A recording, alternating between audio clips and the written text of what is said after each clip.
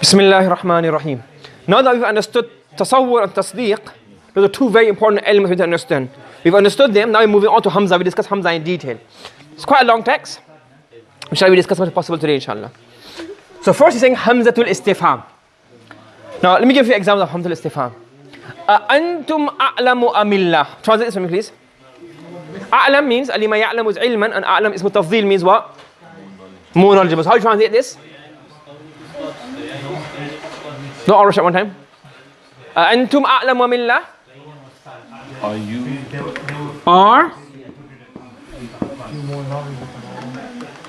Are you more knowledgeable? Knowledge.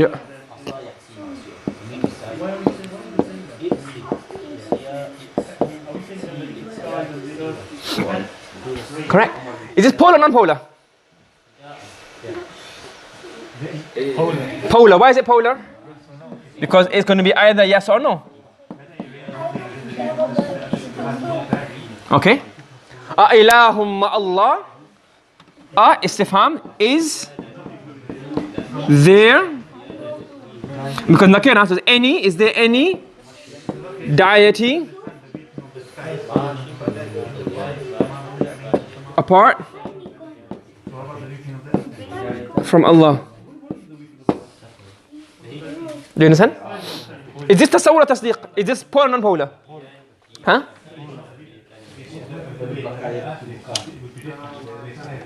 Polar question. Sorry.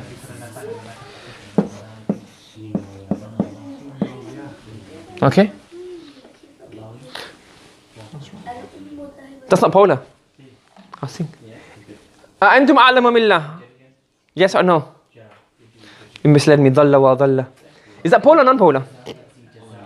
Are you more knowledgeable or is Allah more knowledgeable? You can't say yes or no, can you? You or Allah, the question. The answer basically. So that's going to be non-polar. Exactly. You said here polar. That's not correct. We said here polar. That's a mistake. What is it? Non-polar. Because it can't be yes or no, can it? Are you more knowledgeable than Allah? What's the answer going to be? It won't be we are more knowledgeable. Obviously, it's going to be Allah is more knowledgeable. So the answer yes or no? It's not a yes or no question. So it's a non-polar. So you have to say what Allah is the answer. Yeah? Do you understand? Yeah? Because if you just say, are you more knowledgeable, then it's yes or no, but obviously. Yes, exactly. So that's why I call this tasawwur. Because the answer is not a yes or no question. The answer is what? Or what has to be one particular element that we're doing ta'yiinه of, we're determining. And an ilahum wa Allah is a question, yes or no. Obviously the answer here will be what? No. So this is what? What is this? This is polar, because we say no, this is tasdeeq. So Hamza can be used for what? Tasawwur and tasdeeq. You see? You see in action? Now what's the tarkib of this? So antum a'lam, as I said to you, adatul istifham. In there, the and hal don't have a slot in i'rab. You will say what? La mahalla laha min al-i'rab. It has no what we call tarkib. It has no tarkib slot. Meaning there's no, it's not mubtada, khabar, anything. Just leave it. La mahalla laha min al-i'rab. Then antum mubtada. Antum is what? Mubtada. And a'lamu is what? Khabar. Now here, the is what? Is harfu atf. But normally what happens in our, what we're familiar with, mubtada, khabar join to become what? And they come together normally. But here the ma'tuf alayh and the ma'tuf are not, sorry, the ma'tuf here. The ma'tuf alayh and the ma'tuf are what? Separate. Normally we use them coming together. So the ma'tuf alayh and the ma'tuf are what? Not coming together, they're actually separate. Do you understand? Make sense? So, and this is called, it's called ma'tuf, but in, it's like for example, you have to call it dhul-hal. You don't have to label it as dhul-hal in tarkib, but it's called a dhul-hal. So similarly here, there's something called mu'adil, is the alternative. Alternative of the ma'tuf. Antum Allah. What's the choice between? Antum and Allah. So that's why it's alternative. And the is harfi'at, you call it muttasila. And I'll explain that later inshallah. Okay, muttasila, the opposite of muttasila is munqati'ah. I'll discuss that later on. This is a tarkib of the i'rab of Hamzatul Istifham when it's for tasawwur. And it has a mu'ad harf atf. And the second example where the همزة الاستفهام was not for تصور, for تصديق, yes or no, then همزة الاستفهام مبتدا خبر. Sorry, that's a mistake. There's no معطوف عليه. This is what? إله مع الله, إله مبتدا, خبر is مع الله. You following? Yeah? Make sense? So okay. You got it? Right. Now, there's a scenario where we can remove the mu'adil. Okay? I come home. Hopefully this does not happen. But let's say, for example, somebody comes home. And what do you see? A broken window. Now, if I say, أنت كسرت الزجاجة, did you break the glass? Now, when I say this, if he replies, no, okay? Yeah, so it's basically what it means. أنت كسرت الزجاجة or somebody else. Because it's not a question, oh, I didn't break it, it's not broken, because he's seeing it. So the question is what? I didn't break it, but someone else made it. So that means what happens here? It really means أخوك. But it's محذوف. So the mu'adil, the ma'tuf of the because zujaj is hidden, so you want to make a ma'tuf alayh, but basically it's ma'tuf alayh and that's ma'tuf. No, sorry, not zujaj, my mistake. The anta. Anta aw akhuka. Who broke it? I'm not asking whether it's broken or not. I know it's broken. I do not need to get tasdeeq of this to say, oh, well, am I believing? Should I believe my eyes or not? I'm trying to find out who's done it. And because it's so odd, because sometimes you do not need to have the mu'adil. So you can remove the mu'adila. Anta kasarta zujajata am akhuka. But you don't have to say am akhuka. So did you break it? So basically he must say yes or no. But the main thing is, did you break, somebody else break it? So the mu'adil is gone. You understand? Yeah? Now a question may arise now here. That how do we know, let me have anta kasarta, how do we know, is this for tasawwur? Or is this for tasdeeq? Context. So for example, أَأَنْتَ فَعَلْتَ هَذَا بِآلِهَتِنَا يَا إِبْرَاهِيمُ. Because when they came back, this is the story of Ibrahim Ibrahim brought the idols and the people were, so when they asked us أَنْتَ فَعَلْتَ هَذَا بِآلِهَتِنَا يَا إِبْرَاهِيمُ, is this tasawwur or tasdeeq? It looks like tasdeeq because there's no mu'adil, there's no because they've seen it broken, so they don't ask him, did you break it? They're saying, أَأَنْتَ فَعَلْتَ هَذَا أَمْ غَيْرُكَ, or did somebody else break it? It's broken. We're not asking about the actual action taking place. We can see it is broken. We want to know who broke this. But they asked, did you break it? But really, did you break it or did somebody else break it? So in here what's happening, this is mahzuf. You can remove what? The mu'adil. Do you understand? Yeah? So let's translate this, okay? فالهمزة, pay attention on the board so I can explain to you a translation go along. فالهمزة, so hamza li is for طلب التصور أو التصديق أو you join together. So hamza is for seeking a tasawwur or seeking a tasdeeq. Hamza is to seek a single element or to clarify a nisbah, a link. Correct? والتصور, and tasawwur huwa idrakul mufradi. And tasawwur is to comprehend, understand, or to gain knowledge of a single element. كقولك أعلي مسافر أم خالد. Like you saying, is Ali a traveler? Is Ali traveling? Or is Khalid traveling? You say this and the hal is تعتقد أن السفر حصل من أحدهما ولكن تطلب تعيينه. You say this, أعلي مسافر أم خالد. You say this whilst believing that one of them has traveled. أن السفر, that the journey has been acquired via one of them, or has been taken place from one of them. ولكن تطلب تعيينه. You are seeking his clarification, who done it. So you're not saying, did somebody travel? Yes or no. You're saying, who traveled, more or less. ولذا, and because of this, يجاب, أجاب يجيب, to answer. It is the يجاب بالتعيين.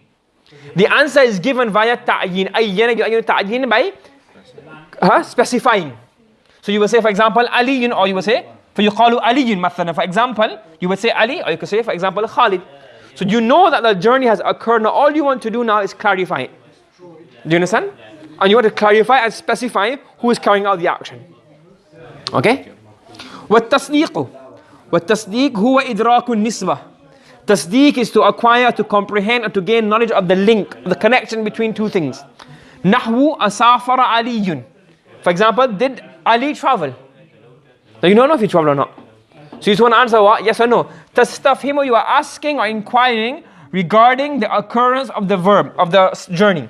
تستفهم عن حصول السفر وعدمه. You are asking regarding the occurrence or the non-occurrence of the action, of the journey. ولذا, and because of this, يجاب بنعم أو لا. Because of this, you answer via na'am or you answer via la. Just a translation. So the main thing we're discussing here is what? Tasawwur. To understand, when you want what? One element needs to be specified. Tasdeeq, when you just want to know did it take place or not.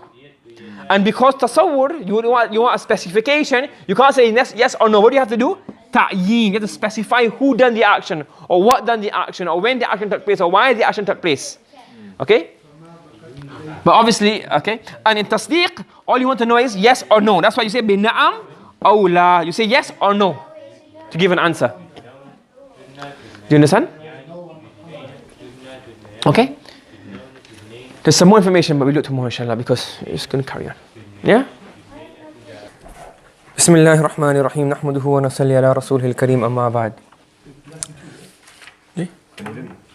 So yesterday, the last point we then was that regarding tasdeeq, it's a yes or no question, you have to answer via the words na'am or la. So he gave an example of two particles of ijab. One was positive, na'am is positive, and la was negative. But along with these, there are quite a few more. Whilst we're doing huruf ijab, as well, understand all of them. How do we say yes? How do we say no? What are the different particles for yes and no in English? Okay? So the first is na'am. What does na'am mean? Yes. A simple yes in English. For example, here, it says here, فَلَمَّا جَاءَ السَّحَرَةُ قَالُوا لِفِرْعَوْنَ أَإِنَّا. So this is the question. أَإِنَّا لَنَا لَأَجْرًا إِن كُنَّا نَحْنُ الْغَالِبِينَ. If we are victorious, is there going to be a reward for us? So what is it? A yes or no question. What's that called? It's called tasdeeq, a polar question. So qala, so Fir'aun said yes, because it's a polar question, so you use yes. So here in this example, na'am is translated as what? Yes. However, sometimes the word na'am is also used in the meaning of okay. Like for example here, it's in the meaning of okay. When does that happen? When somebody has made a request or a demand or mentioned something and you say, okay, I'll do it. Okay, so for example here in this hadith, it says, إِنَّ اللَّهَ تَعَالَى خَلَقَ الْخَلْقَ. Allah Ta'ala created the entire creation. حَتَّى إِذَا فَرَغَ مِنْهُمْ قَامَتِ الرَّحِمِ. So when Allah finished creating the creation, bonds and kinship, Allah gave it, had a physical form, according to one interpretation. And it stood up and it said to Allah, هَذَا مَقَامُ الْآئِذِ بِكَ مِنَ النَّارِ. Sorry, مِنَ الْقَطِيئَةِ. I am basically seeking refuge. You've made me kinship. And people will break me. People will not have relation with their parents, with their brothers, with their sisters, with their aunts and the uncles, and they'll break me basically. Obviously, kinship is not a physical form, but Allah gave a physical form and it spoke, according to one interpretation. And what will happen? So the kinship sought Allah's refuge. Allah said, what? قَالَ نَعَمْ. There's no question regarding this, is there? But basically when qati'atul rahim, breaking of kinship, said, the people are going to break me and I'm seeking your protection. What did Allah say? Na'am. Okay. So it can also come in the meaning of okay if it's not a question before it, but it's a demand or a question or a request. Not a question, but a demand or a request. And you put after that na'am, that na'am means what? Okay. Moving on, the word ajal. Ajal also means yes, but not in a yes or no sense. If somebody says a statement or a question, somebody says a statement, not a question, it's a statement. And you want to show your agreement with that statement. You say ajal. Somebody's mentioned a statement and you want to show your agreement. You also agree with what he has said. For example, Hazrat Abdullah ibn Mas'ud radiyallahu ta'ala anhu, he said that I came to Nabi sallallahu alayhi wa sallam, he was in a fever. So I said, Ya Rasulullah, innaka tu'aku wa'kan shadidan. You have a very severe fever. What did the Prophet sallallahu alayhi wa sallam say? Ajal. Yes. So it's not a question. He's just doing what? is agreeing with the prior statement. So that's what ajal is used for. It also means yes, but not in a na'am form, but rather in the okay, yes, I agree with you. What you're saying is correct form. Correct? So you have na'am and you have ajal. Moving on, you have the word e. E also means what? Yes, but it's very emphatic. Meaning that's why it always comes with wa rabbi. What's that? Qasam. So by Allah. So when you really want to emphasize the yes, what do you say? E wallah, e wa rabbi. That's in the Quran. Wa yastanbi'unaka. They ask you, ahaqqun hu. Ahaqqun hu, is it true? Why is it polar or non-polar? It's polar because is it true? It's tasdiq. So what's the answer? E wa rabbi innahu lahaq. And because it's so emphatic, you have what? Inna harfu mushabbahun bil fa'il to give ta'kid, and you have what? Alamul muzahlaqa for emphasis. And whilst we're here, because you say E wallahi, correct? And then what happens? Because it's so commonly used, it becomes not what? E wa. So you know what? E wa. And then you go start when you go our country, what did they say? You don't say E anymore, what did they say now? Aywa. So it's really, at first I was confused, what is aywa? How do you even get this? But it's really E wallahi becomes Iwa, and then obviously it's a slang form of what they're saying, so it becomes aywa. But so it's really E wallahi. So it's really Iwa. So even Iwa is not grammatically correct. I don't know if you can say Iwa is grammatically correct, but that's what it said. So if you see the word Iwa, you know what it means now. Okay? Moving on, it says bala. What does bala mean? It also means yes, or it means certainly. But however, bala is only used in a particular context. It can't be used anywhere. Bala is only used when the question is in a negative.